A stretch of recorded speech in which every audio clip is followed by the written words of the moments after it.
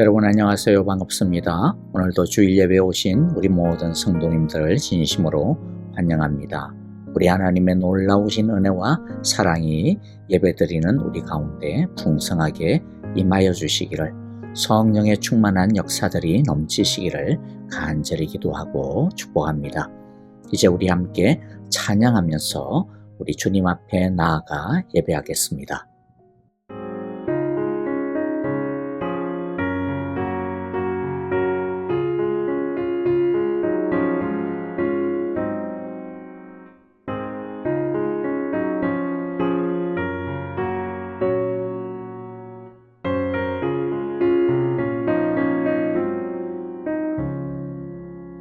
예수가 거느리시니 즐겁고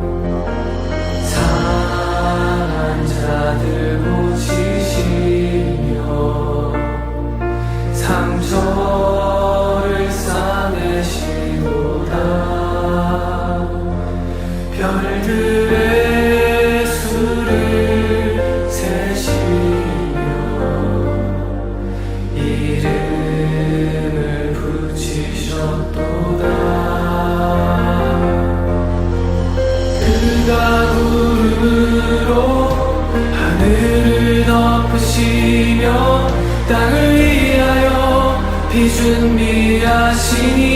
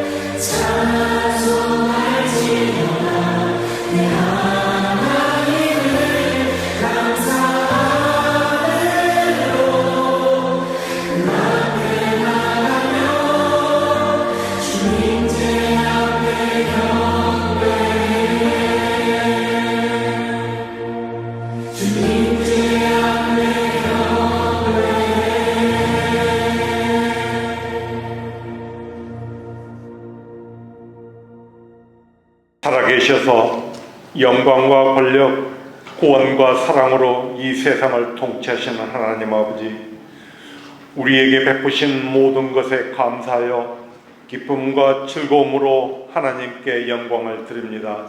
이 모든 영광 홀로 받으시옵소서. 하나님 아버지의 거룩한 이름을 힘입어 주 예수 그리스도를 믿도록 우리를 붙잡아 주시니 감사합니다. 우리의 죄를 용서하시고 영생을 주시니 감사합니다. 지난 주간도 우리에게 일용할 양식을 주셨으니 더욱 감사합니다. 하나님 아버지, 죄를 고백하고 회개하면서도 세상의 헛된 것을 바라보고 살아가는 저희들을 불쌍히 여기시고 긍휼을 베풀어 주시옵소서. 우리가 세상의 유혹에 빠지지 않도록 쉬지 않고 기도하게 도와주시옵소서. 하나님 아버지 보시기에 좋았던 천지 만물이 우리의 죄악으로 뒤덮여 있습니다. 추한 것보다는 좋은 것을 바라보게 해주시고 성령 충만함으로 귀한 것을 듣고 받아들이는 지혜 있는 자로 살아가도록 도와주시옵소서. 복에 복을 더하신다는 아버지의 말씀을 의지하여 간구합니다. 마음이 상한 자들을 위로해 주시고 모든 질병으로부터 치료해 주시옵소서. 물질 때문에 시험에 들지 않게 하시고 직장과 사업에 관한 많은 소원, 그리고 자녀들을 향한 어버이들의 소망도 있습니다. 들어주시옵소서. 우리의 모든 기도에 응답 주시어 오로지 하나님 아버지의 권능과 영광으로 살아가게 하시옵소서. 수년 전 이곳에 사랑의 교회를 세워주시고 때를 따라 이른 비와 늦은 비를 주시듯 많은 은혜 주셨음을 감사드립니다. 뜨거웠던 가슴으로 기도하던 그때를 기억하게 하시옵소서. 성령님의 감동 감화로 반석 위에 세워진 교회보다 더욱 든든한 교회로 세워나가는 저희가 되게 하시옵소서. 귀 있으시는 담임 목사님께 영육의 강건함을 더해 주시어 피곤치 않게 도와주시옵소서. 단기 선교와 여름 성경 학교를 위한 모든 준비 과정이 성령님의 인도로 순조롭게 진행되도록 도와주시옵소서. 우리의 마음과 정성을 모아드는 이 예배를 기쁘게 받아주시옵소서.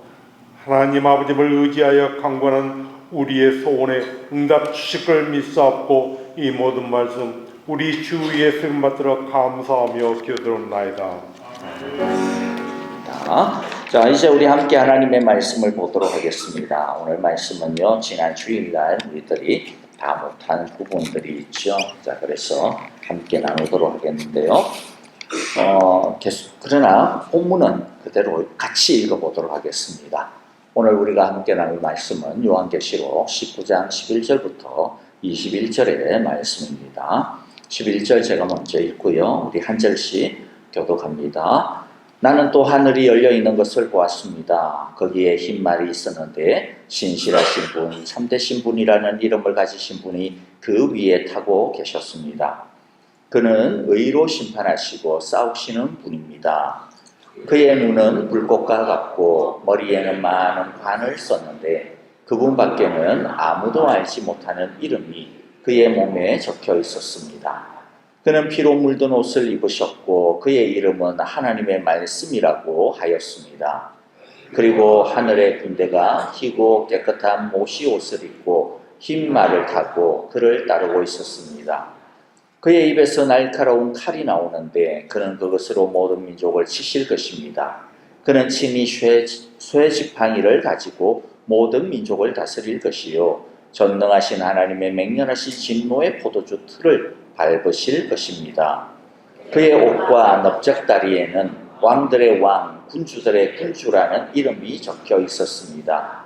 나는 또 회에 한 천사가 서 있는 것을 보았습니다. 그는 공중에 나는 모든 새들에게 큰 소리로 외치기를 하나님의 큰 잔치에 모여라. 왕들의 살과 장군들의 살과 힘센 자들의 살과 말들과 그 위에 탄 자들의 살과 모든 자유인이나 종이나 작은 자나 큰 자의 살을 먹으라 하였습니다. 또 나는 짐승과 세상의 왕들과 그 군대들이 흰 말을 타신 분과 그의 군대에 대항해서 싸우려고 모여 있는 것을 보았습니다. 그러나 그 짐승은 붙잡혔고 또 그 앞에서 기이한 일들을 행하던 그 거짓 예언자도 그와 함께 붙잡혔습니다. 그는 짐승의 표를 받은 자들과 그 짐승 무상에게 절하는 자들을 이런 기이한 일로 미혹시킨 자들입니다. 있습니다. 그 둘은 산채로 유황이 불타오르는 불바다로 던져졌습니다. 그리고 남은 자들은 말 타신 분의 입에서 나오는 칼에 맞아 죽었고 모든 새가 그들의 살점을 배부르게 먹었습니다. 자, 우리 지난 주일 말씀을 좀 복습을 좀 해보도록 하죠. 하나님은 우리를 하나님의 큰 잔치, 어린 양의 혼인잔치와 더불어서 하나님의 큰 잔치로 초대해 주셨다라고 하는 거 보았습니다. 자, 그런데 우리가 이 잔치에서 주목해야 되는 것은 뭐 잔치상에 뭐가 차려져 있냐, 뭐 반찬이 뭐냐, 그게 아니고 뭘 주목해야 된다 그랬어요? 개선장군이신 주인공이신 바로 예수님을 주목해야 된다. 예수님을 주목하라는 것이었습니다. 다른 거 주목하면 안 됩니다. 여러분 드라마나 영화를 보더라도 어떤 드라마나 영화를 보면 주인공이 주목이 되어야 되는데 주인공은 중심이 안 되고 엉뚱한 조연을 중심으로 해서 막 드라마가 전개가 되어지는 그런 경우들을 가끔 봐요. 그거는 뭐 재미가 있을지는 몰라도 또 인기가 뭐 많을지는 몰라도 사실은 좋은 드라마는 아니에요. 그 잘못된 드라마입니다. 하다 보니까 이상하게 지금 뭐 이야기가 전개가 되고 있는 거예요. 드라마나 영화나 소설은 항상 주인공이 주목이 되어야 돼요. 마찬가지입니다. 성경도 항상 주인공이 뭐냐, 주인공이 누구시냐, 주인공이 뭐 하고 있지, 이걸 집중을 해야 됩니다. 요한계시록도 마찬가지입니다. 보면 일곱 나팔, 일곱 대접, 사실 그거 별로 중요한 거 아니에요. 다음 주일날 우리들이 천년왕국에 대해서 이야기할 텐데, 사실 천년왕국도 아니죠. 본문 그대로 하면 예수님이 천년을 다스릴 뿐이지, 그걸 천년왕국이라고 하는 단어로 우리들이 편의상 이야기할 뿐입니다. 자, 그런데 사실 보면 굉장히 호기심이 생기죠. 사실 알고 보면 별것도 아닙니다. 근데 우리들이 자꾸만 그런 부수적인 것에 정신을 갖다가 놓아버리면 안 돼요. 예수님에게 집중을 해야 됩니다. 자, 그래서 우리들이 항상 모든 성경을 읽을 때, 요한계시록뿐만 아니라 모든 것들을 읽을 때도 도대체 여기에 나오는 예수님이 어떤 분이신 거야? 하나님이 어떤 분이신 거야? 라고 하는 것 우리들이 꼭 기억해야 돼요. 자, 11절을 중심으로 우리들이 지난주에 살펴보았는데 예수님에 대해서 우리가 살펴본 게 뭡니까? 첫 번째는 보니까 예수님은 위대한 승리를 우리에게 가져다 주신 분이다. 흰말을 타시고 위대한 승리를 거두시고 계승하시고 있는 바로 그 왕이신 예수님이었습니다. 예수님의 승리는 온 민족과 하늘과 땅에 있는 모든 사탄과 마귀 졸개들을 전부 다 물리치신, 그렇죠? 하늘과 땅의 모든 권세를 갖다가 거두신, 철저하게 이기신, 모든 영역에서 승리하신 분이십니다. 두 번째, 예수님은 어떤 분이셨어요? 예수님은 그런데 당신의 제자들에게, 당신의 신부인 백성인 우리에게는 너무나도 좋으신 분입니다. 그래서 신실하신 분이시다라고 하는 것을 보았습니다. 신실하다가 뭐예요? 충성스럽다. 하나님의 뜻을 이루는데 예수님은 충성스러우신 분입니다. 하나님의 뜻이 뭐예요? 우리를 구원하시고 우리를 하나님의 영원한 그 나라로 인도하시는 거죠. 그것을 이루기 위하여서 예수님은 당신의 생명을 다 쏟아부어 주시기까지, 그 뜻을 수행하기 위해서 끝까지 우리를 책임지시는, 그렇죠?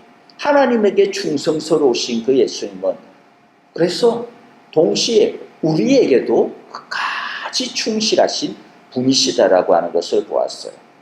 세 번째는 예수님은 당신의 신부 백성에 대해서 어떻게 해요? 한없이 참되신 분이시다.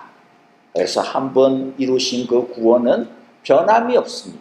흔들림이 없습니다. 거짓이 없습니다. 중간에 바뀌는 법이 없어요. 언제나 참되시고 언제나 진실하시고. 네 번째는 예수님은 당신의 신부와 우리들 위해 어떻게 했습니까? 의로 심판하시고 싸우시는 분이셨다. 그래서 의로 심판하기 때문에 우리는 뭐 하기만 하면 된다? 예수님께서 심판하실 것을 믿고 우리는 바른 길로만 가기만 하면 된다라고 하는 것이었습니다. 그러면 주님께서는 우리의 그 길을 인정해 주시고 기억해 주시고 갚아 주시고 또 심지어는 하늘의 상급을 부어 주십니다. 근데 하늘의 상급이 단순하게 죽어서 우리가 나중에 하나님의 나라가 완전히 이루어지는 그 재림 때만 하나님의 상급을 받는 게 아닙니다. 이 땅에서도 하늘의 상급을 받아요.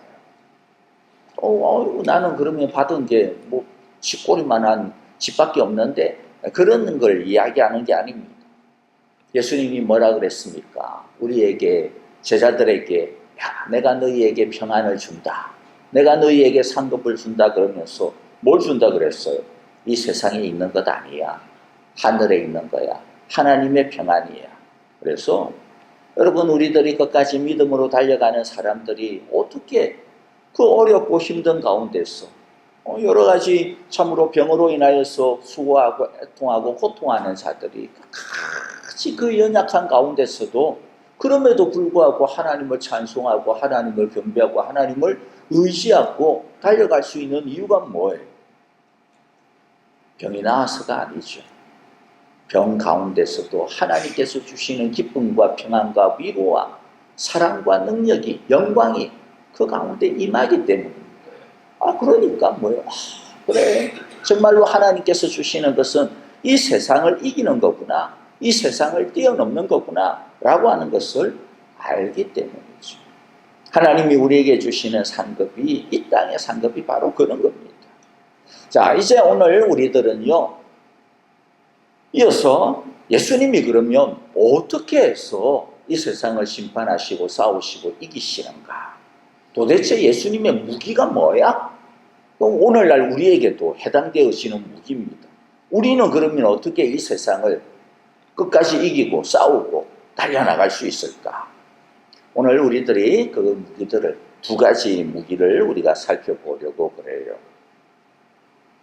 하나님 나라의 무기는 총도 아니고 미사일도 아니고 핵도 아닙니다. 오늘날에는 핵무기를 가져야 된다. 그래서 그냥 북한의 뚱땡이는 핵을 가지려고 그렇게 했습니다. 왜? 그게 있어야만 아무것도 없는 자기를 갖다가 지킬 수 있다라고 생각을 하니까. 내가 북한의 김정은이라도 그렇게 할 거예요. 당연한 거예요, 걔들 입장에서 보면. 그런데 하나님 나라의 무기는 총도 아니고 미사일도 아니고 핵도 아닙니다. 지지난 주인가요? 13일 날 토요일이었죠. 트럼프 후보자를 향하여서 총격, 암살이라고 그래야 되나? 이거 암살도 아니고 하여튼 총격, 이게 살해 미수 사건이 벌어졌어요. 물론 총격범은 그 자리에서 사살이 되었지만, 참 그런 것들을 보면 이 세상이 싫어요. 그렇죠? 왜 그럴까요? 그 사람은 무슨 정치 집단의, 그 암살범은 정치 집단에 소속된 것도 아니고 왜 죽여야 했는지. 근데 보니까 트럼프만 죽이려고 했던 건 아닌 것 같고 바이든도 노릴 수도 있었던 것 같아요. 도대체 왜 그 청년의 마음 가운데는 무엇 때문에 그러한 분노와 속에서 막 일어나는 그런 미움들이, 그런 적이들이 있었을까? 너무 안타까워요. 어떻게 보면 우리 일반적인 사람들 마음 가운데도 그런 마음들이 이미 깃들고 있는 것이 아닌가, 그런 생각이 듭니다. 한국에도요, 불문율이 있어요. 집에 식구들이 모이면, 추석 때든 설날이든 모이면 절대로 정치 이야기 하면 안 돼요. 그러면 싸우고 바로 그냥 파토납니다. 난리 납니다. 근데 미국도 그렇다 그러더라고요. 미국도 집에 이렇게 자녀들하고 이제 모이면 절대로 정치 이야기, 누가 좋네, 그런 거 하면 안 된다고 그러더라고요. 근데 참 어떻게 한편으로 보면 서글프죠. 아니 자기 이야기 할 수도 있고 자기의 어떤 그런 견해를 갖다가 밝힐 수도 있는데, 그런 것들을 서로 그냥 또 그렇구나, 그렇게도 생각할 수 있구나, 그러면 되는데 그걸 못 참아내는 거죠. 속에서 막 불이 일어나는 거죠. 그만큼 우리들의 마음 가운데는 이런 어떤 미움들이, 이런 어떤 적대감들이 불이 있게 그야말로 뭐 이 요한계시록과 같은 그러한 세대가 되어진 것 같습니다. 그리고 그러한 어떤 반대자들을 향하여서 나중에는 결국에는 이 청년처럼 그냥 뭐 총을 갖다가 쏴버리고 아니면 길 가다가도 그냥 후들고 패기도 하고 요새는 다운타운을 못 가겠어요. 아무도 나를 갖다가 해코지 하지 않겠지만은 무서워 이제는. 가다가 뒤통수 얻어맞으면 어떡해. 지금 그래서 이 여권을 만들러 가야 되는데 가기가 귀찮아요. 그래서 제가 그냥 뭐 우스갯소리로 하지만은 사실은 아마 하도 그런 뉴스를 많이 들으니까 그렇죠. 정치라고 하는 것은 논리와 정책으로 해야 되는데 왜 이렇게 주먹으로 하고 총으로 하고 이러는지 모르겠어요. 여러분, 하나님 나라의 무기는 그런 게 아닙니다. 주먹도 아니고 총도 아닙니다. 하나님의 나라의 무기, 예수님의 무기는 뭡니까? 오늘 우리가 읽었는데 첫 번째는요, 예수님은 말씀으로 싸우시고 이기셨습니다. 15절에 보니까 그의 입에서 날카로운 칼이 나오는데 그는 그것으로 모든 민족을 치실 것입니다. 그는 쇠지팡이를 가지고 철장을 가지고 쇠몽둥이, 이게 또 마찬가지입니다. 21절에서도 동일하죠. 그리고 남은 자들은 말 타신 분의 입에서 나오는 칼에 맞아 죽었고, 예수님의 무기가 뭐예요? 입에서 나오는 칼, 입에서 나오는 날카로운 칼, 바로 하나님의 말씀입니다. 예수 믿는 우리들의 무기도 바로 이것이죠. 입에서 나오는 이 하나님의 말씀입니다. 예수님의 진리의 말씀입니다. 그럼 도대체 예수님의 이 입에서 나오는 날카로운 칼이 왜 하나님의 말씀일까요? 에베소서 6장에 보면 우리가 입고 싸워야 되는 성령의 전신갑주, 새 번역에서는 갑옷이라고 그렇게 되어서 번역이 되었는데, 근데 뭐 갑옷이라고는 조금 번역이 좀 과한 것 같아요. 자, 갑옷이라기보다는 어쨌든 성령의 옷입니다. 우리나라 옛날 갑옷을 생각하시면 안 되고요. 그리고 이 당시 로마 시대에 로마의 군단병들이 입었던, 군인들이 입었던 옷을 갖다가 생각을 하면 됩니다. 자, 그런데 이것을 입어야 된다. 성령의 전신갑주를 입어야 된다라고 이야기했습니다. 6장 11절에 보니까 악마의 관계에 맞설 수 있도록 하나님이 주시는 온몸을 덮는 갑옷을 입으십시오. 악마의 관계에 입으려면 이 갑옷을 입어야 돼. 다른 것으로는 이길 수가 없습니다. 그래서 13절에 보니까 하나님이 주시는 무기로 완전히 무장하십시오. 그래야만 여러분이 악한 날에 이 적대자들이 누굽니까? 땅에 있는 사람들도 아니고 땅에 있는 어떤 나라도 아닙니다. 적대자들이 누구예요? 공중의 권세를 잡고서 거짓으로 왕노릇하고 있는 이 사탄과 그 쫄개들입니다. 이것들을 대적하기 위해서는 이 땅의 것으로는 아니다란 말이죠.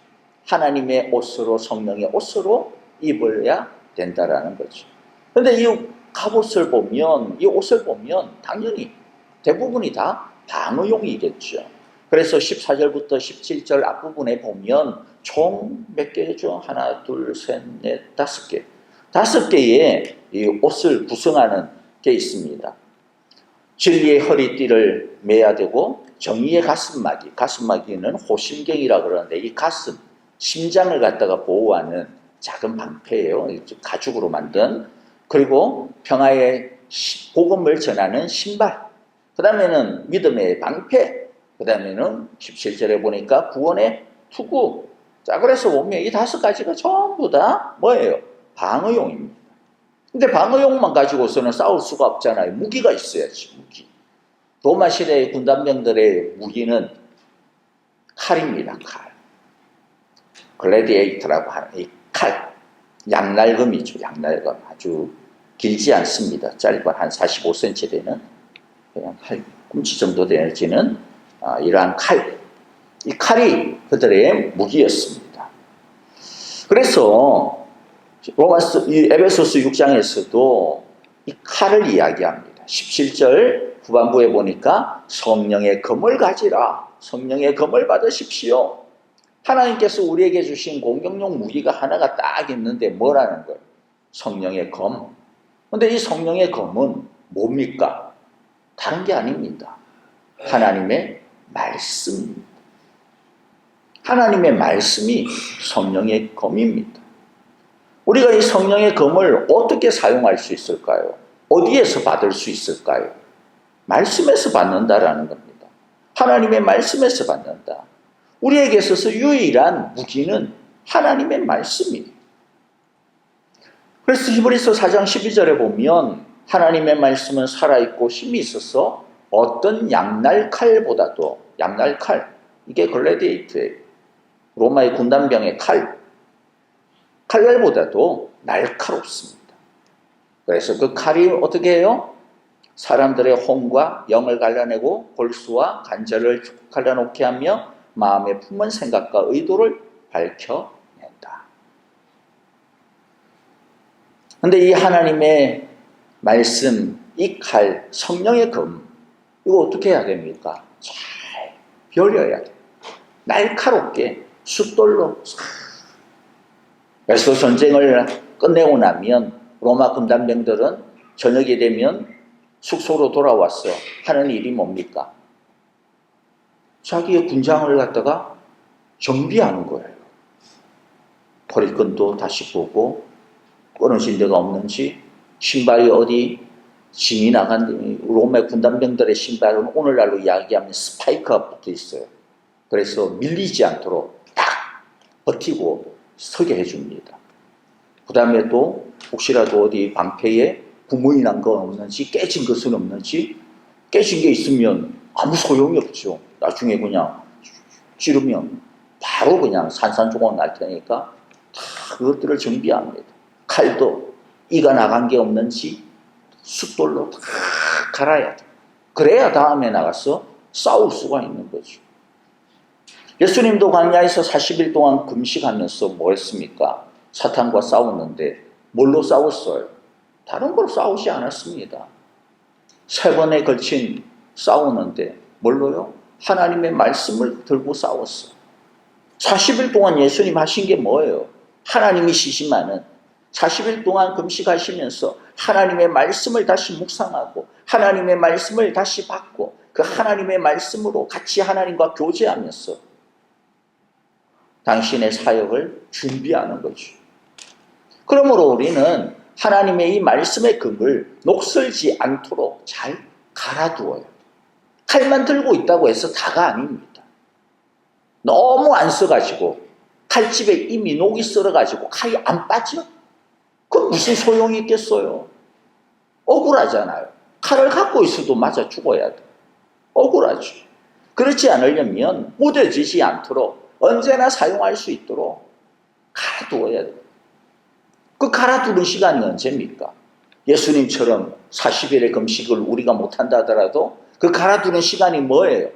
바로 여러분들이 매일매일마다 드리는 매일 예배의 시간이 말씀을 갈아두는 시간입니다. 매일 말씀 통독하는 시간이 말씀을 갈아두는 시간입니다. 주일날 한 번 와서 예배 드리고 말씀 듣고 그걸로 갈아둔다고 생각하지 마세요. 그거 주일날 하루 갑니다. 하루. 월요일도 다 까먹잖아요.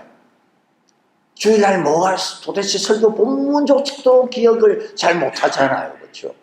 뭐 내용을 갖다가 기억 못하는 것은 저게 보면 당연한 거고. 그게 우리들의 기억력이 한계라니까요. 주일날 말씀 가지고 그걸 가지고 일주일을 살려면 매일마다 지금처럼 여러분들 가만히 좀 눈만 쳐다보고 있으면 안 돼요. 기록을 하셔야죠. 기록을 하면서 오늘 무슨 말씀이 성경 구절 뭐가 있지? 기록을 하기가 싫으면 폰으로 찍더라도 앞에 있는 스크린을 갖다가 찍더라도 그렇게 하고 매일 말씀을 다시 되뇌어야죠. 되새김질 해야죠. 아니면 매일 예배를 통하여서 매일마다 들려지는 그 말씀을 통해서 우리의 마음의 칼을 갈아두어야지. 우리의 생각의 칼을 갈아두어야지. 칼을 세우지 않으면 안 됩니다. 그러므로 여러분들 이 시간들을 허투루 사용하지 않기를 바라요. 그러면 세상 속에서 우리는 족족 깨질 수밖에 없습니다. 그런데 말씀의 칼이라고 하니까 오해하지 마세요.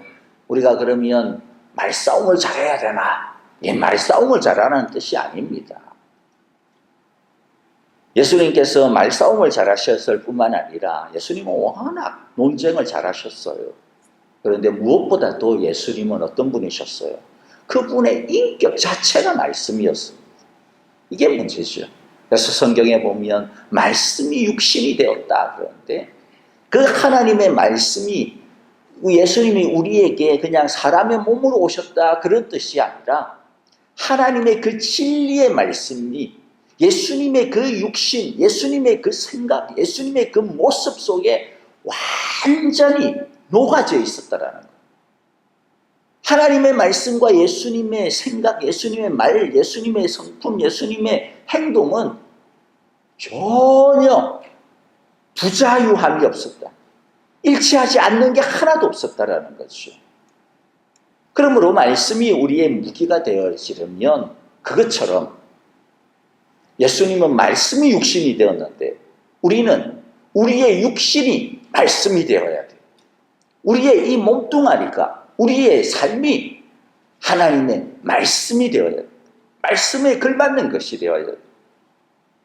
그러므로 하나님의 말씀이 무기가 되어지려면 지정의로 우리의 삶 가운데 하나님의 말씀이 나타나야 돼요. 하나님의 말씀이 우리의 무기라고 하는 것은요, 하나님의 말씀이 우리의 생각과 우리의 가치관과 우리의 판단의 기준이 된다라는 거예요. 내가 무엇을 판단하고 무엇을 생각하는데 항상 하나님의 말씀이 그것의 뒷받침이 되어지는 거죠.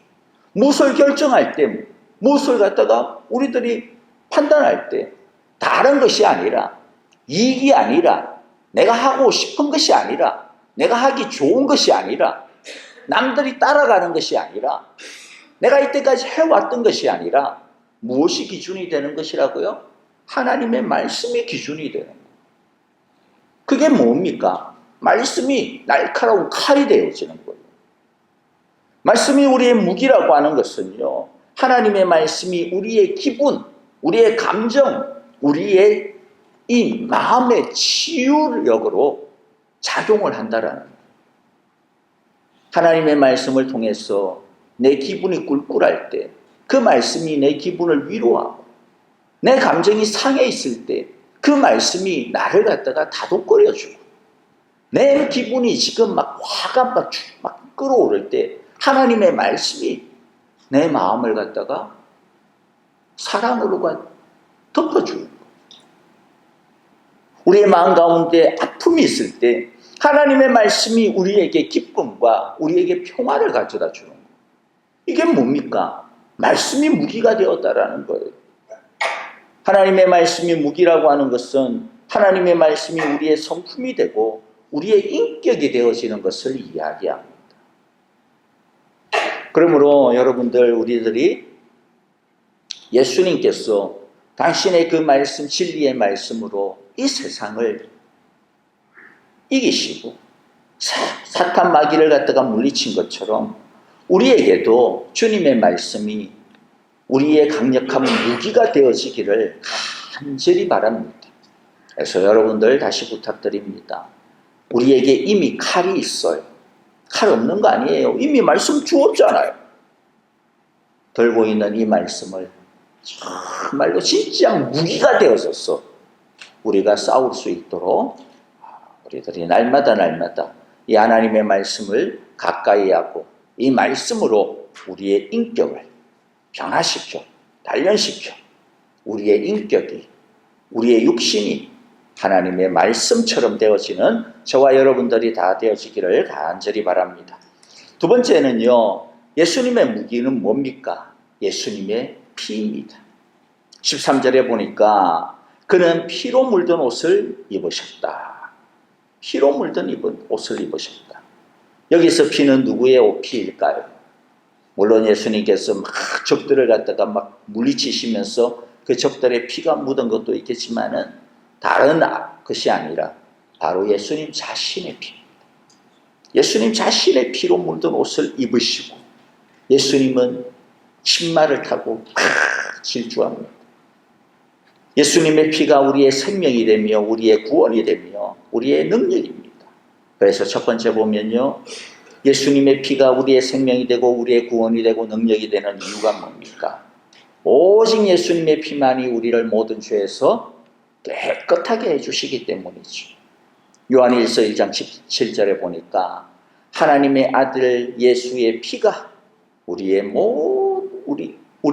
모든 죄에서 깨끗하게 해주십니다. 다른 게 우리를 깨끗하게 해주지 않아요. 오직 예수님의 피가. 그래서 이 두 번째는요, 예수님의 피를 힘입어 우리는 어떻게 합니까? 담대하게, 당당하게, 언제든지 우리가 필요할 때, 우리가 정말로 도움이 필요할 때 하나님의 은혜의 보좌 앞으로, 지성소 앞으로 나아갈 수가 있게 되는 거죠. 히브리서 10장 18절 19절에 보니까 죄와 불법이 용서되었으니, 무엇으로?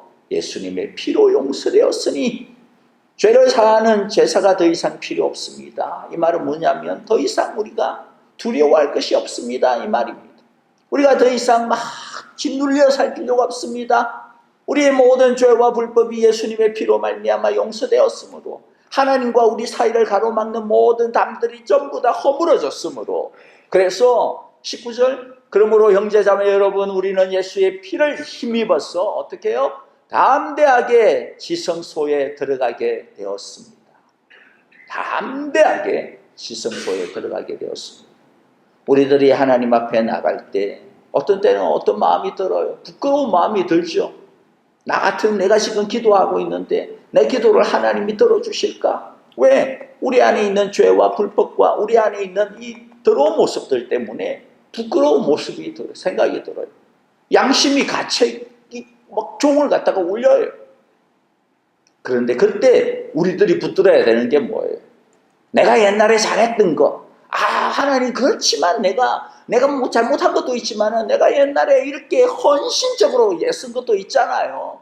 그거 하고 이거 하고 그냥 이렇게 서로 쌤쌤이 해가지고 그냥 봐주세요. 그렇게 계산을 하면 안 되는 거죠. 뭘 붙들어야 돼요?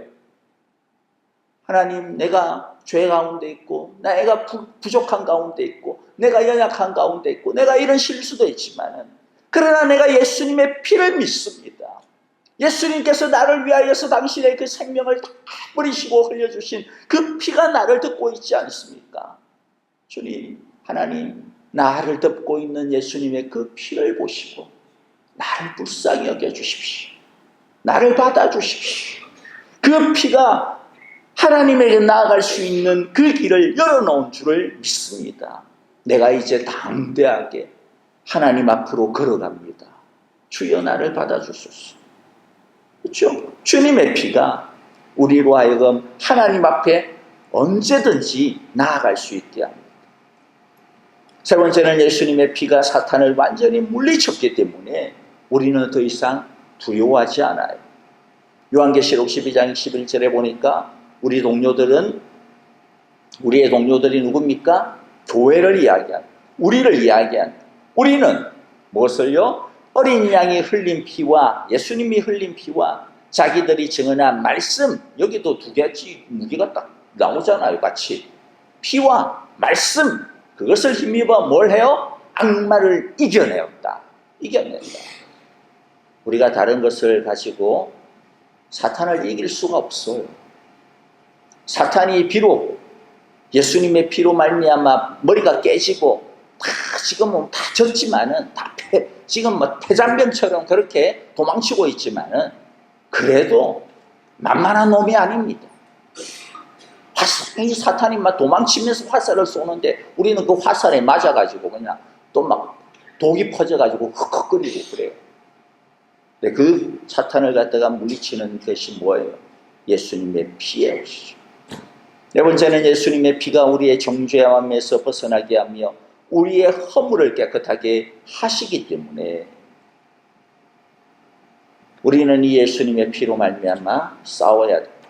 히브리서 9장 14절에 보니까 하물며 영원한 성령을 힘입어 자기 몸을 흠없는 제물로 삼아 하나님께 바치신 그리스도의 피야말로 더욱더 우리들의 양심을 깨끗하게 해서 우리로 하여금 죽은 행실에서 떠나서 살아계신 하나님을 섬기게 하지 않겠습니다.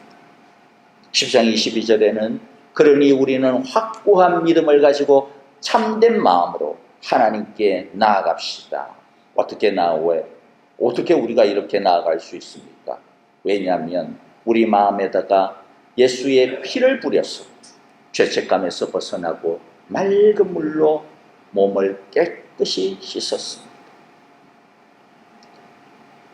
우리 안에 있는 이 정죄감, 우리 안에 있는 이 수치감, 우리 안에 있는 이 우울감, 우리 안에 있는 이 부끄러움, 우리 안에 있는 나를 사랑하지 못하는 마음, 우리 안에 내가 나를 사랑하지 못하니까 다른 사람도 사랑하지 못하고 다른 사람도 용납할 힘이 없고 다른 사람도 용서할 힘이 없고 계속해서 거기에 매여있는 우리들의 그 연약함, 그것들을 깨끗하게 하는 힘이 뭐예요? 예수님의 피예요. 예수님의 그 사랑의 피예요. 주님께서 나를 이렇게까지 사랑하셨구나. 내가 이렇게까지 사랑받는 존재구나. 저 형제도 저렇게까지 주님께서 위하는 존재구나. 사랑의 눈이 뜨여지는 겁니다. 예수님의 피로 말미암아. 그리고 그것으로 인하여서 우리의 모든 허물들이, 우리에게 있는 이 연약함들이 벗어지기 시작을 하는, 우리의 부족함을 씻어낼 수 있는 것은 다른 거 아니에요. 락스로 씻겠습니까? 아니면 뭐 돌덩어리로 씻어내겠습니까? 녹이라면 사포로 그냥 닦아내면 되죠. 그라인더로 그냥 긁으면 되죠. 요새는 보니까 집에 그 곰팡이, 그 곰팡이 얼마나 제거하기 힘들어. 와, 근데 요새는 약 좋아요. 뿌리고 그냥 뭐 한 30분만 있으니까 싹 없어지대요. 야, 세상에 얼마나 세상이 좋은 세상이 됐는지 알았다면 뭐 제가 뭐 청소는 잘 안 하지만은 우리 와이프가 그렇게 고생을 안 했을 텐데 이렇게 참 마음이 착합니다, 제가. 그런데 여러분들, 곰팡이라면 그렇게 하죠. 제가 요새 못하는 이유는 안 보여서 그래요, 눈이. 그래서 이 곰팡이가 있는데도 불구하고 없는 줄 알아요, 제가 요새. 그래서 청소를 제게 안 맡겨요. 해도 깨끗하게 안 돼가지고. 근데 여러분들, 우리 마음에 있는 이 죄의 곰팡이, 우리의 이 삶에 있는 이 옛 습성의 이 곰팡이, 이것은 그런 걸로 씻어지지 않습니다. 뭘로 씻어집니까? 오직 하나, 예수 그리스도의 피로 씻어집니다. 그러므로 저와 여러분들이 날마다 맑은 물로 우리의 몸을, 우리의 인격을 깨끗이 씻어 나가는 저와 여러분들이 되어지기를 바랍니다. 마지막으로 여러분들, 그의 예수님의 옷이 피로 물들었다라고 이야기하는데 그것이 어떤 의미일까요? 예수님의 옷이 피로 완전히 그 하얀 옷이 새빨갛게 물들었어요. 이것은 예수님이 얼마나 치열하게 싸우시는지, 예수님이 얼마나 치열하게 싸우시는지, 자신의 피를 한 방울도 남기지 아니하고 다 쏟을 때까지, 그 피가 물이 되어서 흐를 때까지, 자신의 목숨이 날 때까지 싸우셨다라는 겁니다. 누구를 위하여? 우리를 위하여. 헬밍웨이가 누구를 위하여 종을 올리나 그렇게 책을 갖다 썼는데, 우리는, 성경은, 예수 하나님은 그런 제목이 아니에요. 누구를 위하여 피를 흘리나? 누구를 위하여 피를 흘립니까? 나를 위하여, 우리를 위하여. 이것이 얼마나 놀라운 은혜이고 위로입니까? 피로 물든 옷을 입으시고, 말씀 입에서 나오는 칼을 들고 휘두르시고, 쇠몽둥이를 들고 휘두르시는 그 예수님을 우리가 보기를 원합니다. 예수님은 우리를 위하여서 적당히 싸우지 않아요. 대충 싸우지 않아요. 좀 힘들면 물러가지 않아요. 예수님은 끝까지 사탄 그 마귀가 하나라도 남김없이 그냥 다 그 머리를 깨부수기까지 피로 물들이기까지 우리를 위하여 싸우십니다. 지금도 주님께서 우리를 위하여 그렇게 싸우고 계시는 분이십니다. 지난 주일날 우리가 봤잖아요. 말을 타고 계시고 뒤에는 뭐가 있어요? 동일하게 흰 옷을 입고 흰말을 탄 무수한 하늘 군대들이 예수님 뒤에 쫙 도열하고 있습니다. 그리고 신호탄이 울리기만 하면 우리가 하나님의 그 보좌 앞에서 기도의 그 신호탄을 쏘아 올리기만 하면 우리를 향하여 맹렬하게 돌진하기 위하여 도열하여 계시는, 준비해 계시는, 달려오고 계시는 그 주님을 우리가 바라보기를 원합니다. 우리가 그 하나님, 그 예수님의 그 사랑 가운데 있음을 우리가 늘 기억하기를 원합니다. 말씀을 마무리합니다. 오늘 17절을 보면 하나님의 큰 잔치에 모이라고 이야기하고 있죠. 하나님의 큰 잔치에 모여라. 그런데 이 잔치의 모습이 오늘 우리에게는 좀 괴기스럽고 섬뜩해요. 18절에 보니까 왕들의 살과 장군들의 살과 힘센 자들의 살과 말들과 그 위에 탄 자들의 살과 모든 자유인이나 종이나 작은 자나 큰 자의 살을 먹으래요. 그 다음에 21절에도 보니까 말 타신 분의 입에서 나오는 칼에 맞아 죽었는데 모든 새가 그들의 살점을 배부르게 먹고 있어요. 여러분들 좀 섬뜩하긴 하지만 그려보세요. 들판에 시체들이 쫙 널브러져 있어요. 칼에 맞아서. 내가 막 독수리며 매며 그 다음에 하이에나며 몰려와가지고 시체들의 살점을 뜯어먹고 있죠. 그냥 당시 전쟁의 모습입니다. 당시의 전쟁의 모습이에요. 들판에서 전쟁 벌어지면 죽은 자들은 들판에 다 버려져 있잖아요. 그럼 누가 묻어줍니까? 다 버려져 있고. 그럼 결국에는 다 전부 다 들짐승들의 밥이 되는 거죠. 패배자들에게 있어서는 너무나 또 수치스럽고 고통스러운 모습이지만 승리자에게는 뭐예요? 완전한 승리의 모습이죠. 이게 바로 뭐예요? 예수님께서 우리에게 얼마나 확실한 승리를 가져다 주셨는지, 얼마나 이기셨는지를 보여주시는 겁니다. 어떻게 보면 일종의 충격요법이에요. 끔찍해. 그런데 그 끔찍함이 우리에게 있어서는 승리인 것이죠. 예수님이 이기셨어요. 그분의 말씀과 피로 이기셨어요. 이기신 예수님께서 우리를 어떻게 하십니까? 큰 잔치로 부르십니다. 그래서 우리는 이 하나님의 큰 잔치에 들어갈 수가 있는 겁니다. 우리 보고 싸우라고 하고 우리 보고 야 너희들 이기면 데려다 줄게 그렇게 했다면 아무도 들어갈 수 없을 겁니다. 근데 예수님이 다 이겨놓으시고 그 승리의 잔치에 우리를 초대해 주신 겁니다. 네, 여러분들 항상 기억하고 두 가지를 까먹으시면 안 돼요. 이겼다라고 하는 이 말에 승리와 잔치라고 하는 이 말에는 뭐가 있다고 이야기했습니까? 두 가지 까먹으면 안 돼요. 이미 이루어진 것, 이미 이루어진 것입니다. 하지만 또 나중에 완성되어야 되는 미래의 사건입니다. 하나는 아직은 전쟁이 끝나지 않았다라고 하는 미래적인 요소도 있어요. 그래서 우리도 이 예수님의 싸움에 함께 동참하여 계속 싸워야 돼요. 근데 이렇게만 생각을 하면 우리 어떻게 이거 이기지? 언제 끝나는 거야 이거? 이렇게 또 생각이 들 수 있잖아요. 너무 지치죠. 그런데 이 싸움은 뭐라고요? 이미 예수님께서 이기신 싸움. 이미 우리가 비록 전쟁을 하고 있기는 하지만 아직 전쟁터예요. 아직 싸움을 하고 있기는 하지만은 그러나 사실은 뭡니까? 이겨놓은 싸움이에요. 축구 경기를 이야기하면 아주 그냥 극단적인 예를 들게요. 지금 전반전 끝나고 후반전 한 30분 쯤 되는데 우리 팀이 상대방을 지금 만대 빵으로 이기고 있어. 만대 빵으로 이기고 있어. 도무지 이건 질 수가 없는. 하지만 게임은 뭐예요? 끝나지 않았어요. 아직 15분 남아있어요. 그 계속 싸워요. 이겨야 돼. 그래서 상대방 계속 막 태클 들어오고, 그 다음에 막 밀치고, 싸워, 경기해야 돼. 이게 우리들의 모습. 우리들은 지금 예수님이 만대빵으로 이미 이겨놨어요.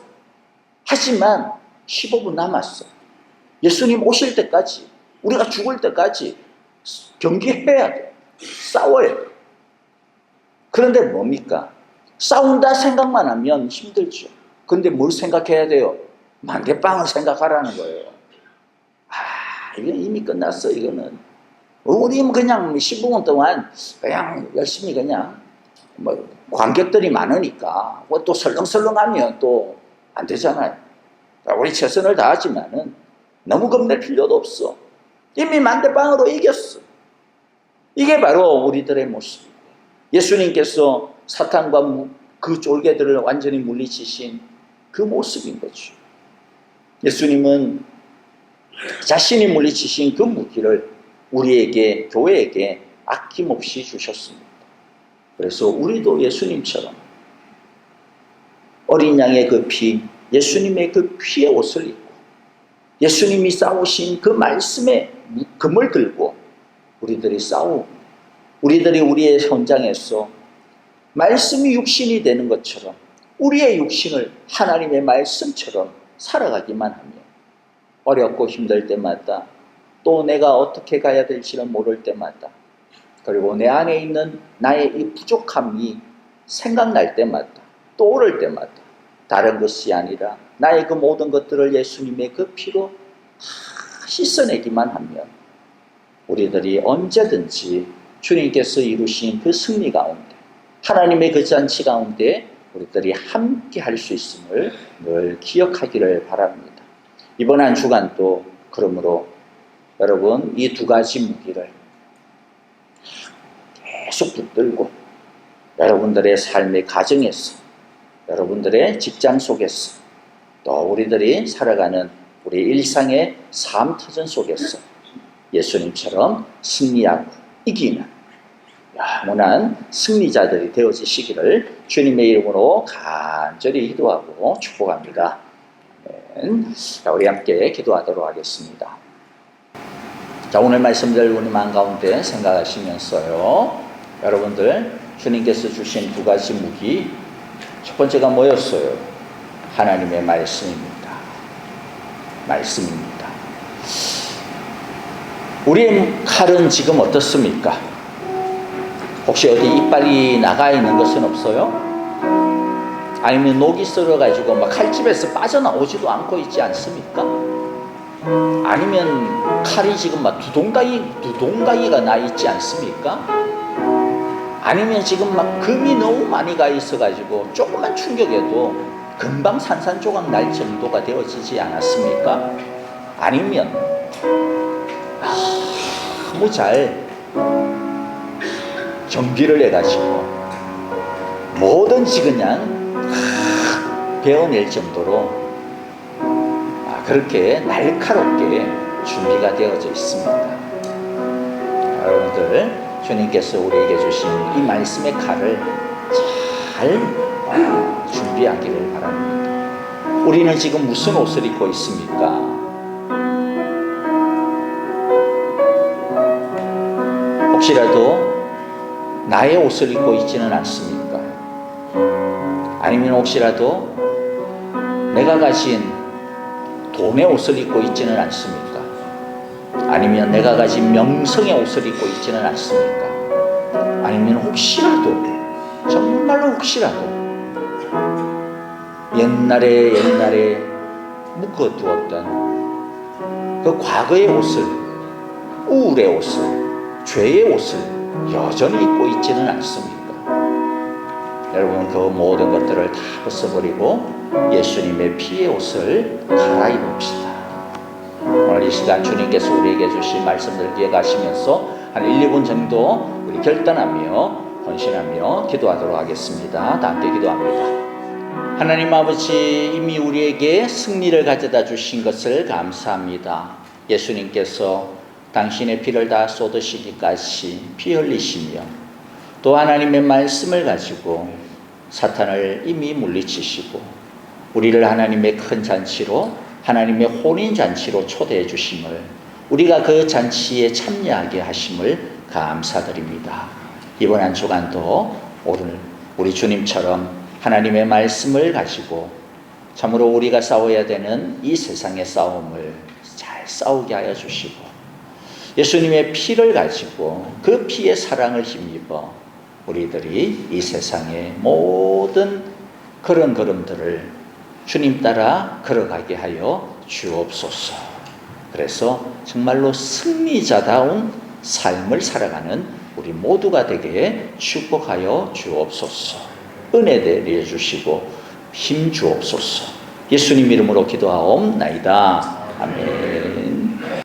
이제는 우리 주 예수 그리스도의 크신 은혜와 하나님 아버지의 귀하신 사랑하심과 성령님의 인도하시며 우리와 늘 함께하여 주시는 그 귀하신 은혜가 이제 예수님께서 이기신 그 무기, 말씀과 주님의 그 피를 날마다 마음 가운데 새기고 그 무기를 가지고 우리들이 이 세상을 주님처럼 사랑으로 섬김으로 싸워 이기는 자들이 되어지기를 간절히 기도하며 주님의 복음을 전하기로 간절히 주님 앞에 다시 한 번 더 우리의 마음을 드리는, 함께 예배 드리는 우리 모든 사랑의 교회 귀한 성도들과 주님께서 우리에게 주신 귀하고 복된 모든 가정과 자녀들, 일터와 생각 가운데 우리의 모든 믿음의 걸음 가운데, 말씀의 걸음 가운데, 순종의 걸음 가운데 이제로부터 영원토록 함께 계시기를 축원하옵나이다.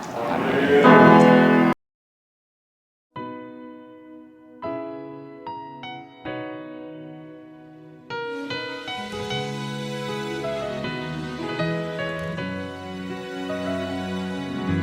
그날 모두 변화되리. 예수 모든 상처 치유되리. 이전 것은 지나가리라.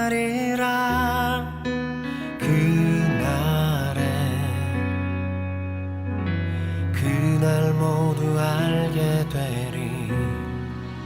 예수 모든 답을 얻게 되리. 모든 걱정 사라지리.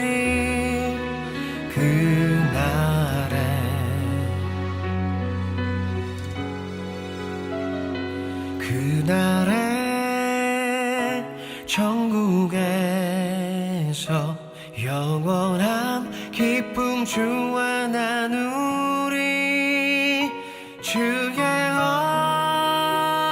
얼굴 뵐 때 승리의 노래 부르리.